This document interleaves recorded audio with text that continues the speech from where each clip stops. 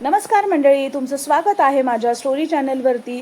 तर ही शेवटपर्यंत तुम्ही स्टोरी बघा आणि नक्कीच मला कमेंटमध्ये सांगा की तुम्हाला कशी वाटली ते.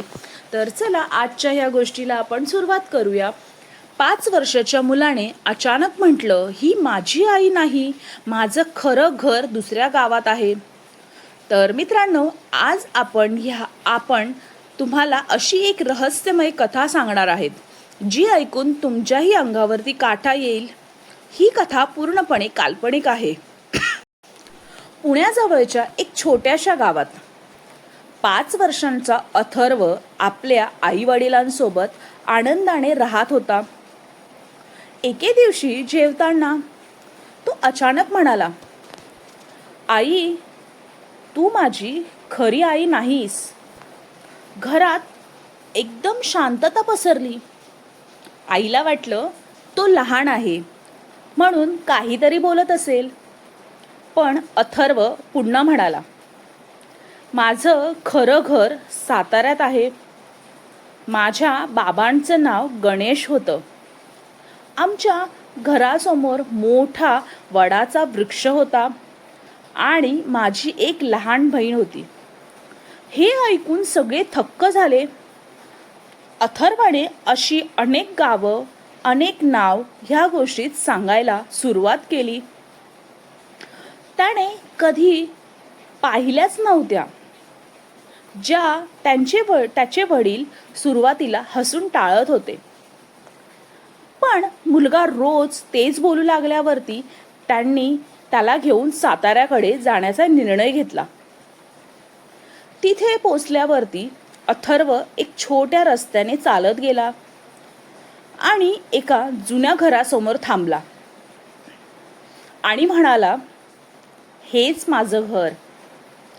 त्या घरात राहणारे लोक आश्चर्याने बाहेर आले. अथर्वने घरात शिरताच भिंतीवरचा एक जुना फोटो दाखवला आणि म्हणाला, हा माझा फोटो आहे. फोटोमध्ये अनेक वर्षांपूर्वी अपघात मृत्यू झालेल्या एका तरुणाचा फोटो होता. घरातील वृद्ध आईच्या डोळ्यात पाणी आले. पण अथर्वने पुढे शांतपणे म्हटलं, मी तुम्हाला दुखी करायला आलो नाहीये. देवाने मला एक नवीन आयुष्य दिलं आहे. आता माझी नवीन आई, नवीन बाबा, नवीन घर आहे. तुम्ही माझ्यासाठी रडू नका. मला फक्त एवढंच सांगायचं होतं की प्रेम कधीच संपत नाही. हे ऐकून त्या वृद्ध आईने अथर्वच्या डोक्यावरती हात ठेवला आणि म्हणाली, बाळा, देव तुझं भलं करो. अथर्वने हसत आपल्या आई वडिलांचा हात धरला आणि परत निघाला. गाडीत बसल्यानंतर तो पुन्हा कधीच त्या गोष्टीत बोलला नाही. जणू काही त्या आठवणी कायमच्या विरून गेल्या होत्या. त्याच्या आईने त्याला मिठी मारली आणि म्हटलं, कोणत्याही जन्मापेक्षा या जन्मातलं प्रेम सर्वात मौल्यवान आहे.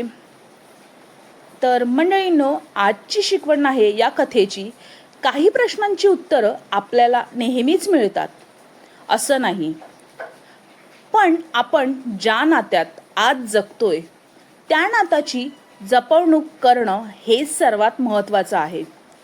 तर तुम्हाला हा आजचा व्हिडिओ कसा वाटला हे नक्कीच मला कमेंटमध्ये सांगा आणि व्हिडिओला लाईक, शेअर, सबस्क्राईब करायला विसरू नका.